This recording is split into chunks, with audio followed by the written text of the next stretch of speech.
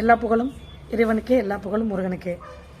இன்றைக்கி எதை பற்றி பேச போகிறோம்னா காசிப்னா புரணி. எல்லாரும் அந்த காலத்தில் வந்து வீடு வீடாக உட்காந்து 3 பேர் 4 பேர் 5 பேர் பேசுவாங்க. ஒருத்தர் எந்திரிச்சு போன உடனே போனவளை பற்றி பேசுவாங்க. இதுக்கு பேர் புரணின்னு சொல்லுவாங்க அந்த காலத்தில். இப்போ அதெல்லாம் இல்லை. எல்லாம் டிவி பார்த்துக்கிட்டு சீரியல் பார்த்துக்கிட்டு சீரியல் மாமியாரையும் மருமகளையும் திட்டிக்கிட்டு அப்படியே குடும்பம் போயிட்டே இருக்குது. ஓகே, அப்படியும் தவிர்த்து ஒரு சில பேரை வச்சு பேசுவாங்க, வச்சு செய்வாங்க. தெரியுங்களா? ஏன் தெரியுங்களா? அது எதனால தெரியுங்களா?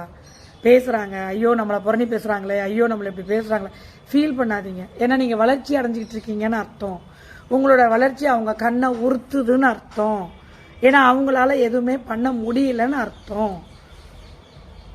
ஏன்னா நீங்கள் வளர்ச்சி அடைகிறீங்க, நல்ல நேரான பாதையில் போகிறீங்க, சாதிக்க போகிறீங்க, நீங்கள் ஜெயிக்க போகிறீங்க, உங்களால் எல்லாம் முடியுங்கிறப்ப அவங்களால எதுவும் முடியாதுங்கிறப்ப உங்களை பற்றி அப்படி பேசுவாங்க. தப்பு தப்பாக பேசுவாங்க, அசிங்கமாக பேசுவாங்க, முன்னாடி விட்டு பின்னாடி பேசுவாங்க, பக்கத்து வீட்டில் புரணி பேசுவாங்க. இதெல்லாம் இயற்கைங்க. அதெல்லாம் கவனிக்காதீங்க. நீங்கள் உங்களை பற்றி காசிப், அதாவது புரணி பேசுகிறாங்க அப்படின்னா நீங்கள் பெரிய ஆள் ஆகிட்டுருக்கீங்கன்னு சொல்லுங்கள். காய்ச்ச மறந்தாங்க கல்லடி முள்ளடி பருவம். மற்ற சாதாரணமாக இருக்கவங்கள பேச மாட்டாங்கங்க.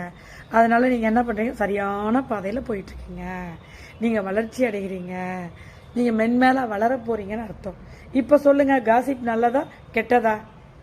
ரொம்ப ரொம்ப நல்ல விஷயங்க. நீங்கள் வளர்றீங்கன்னு அர்த்தம். ஓகேங்களா?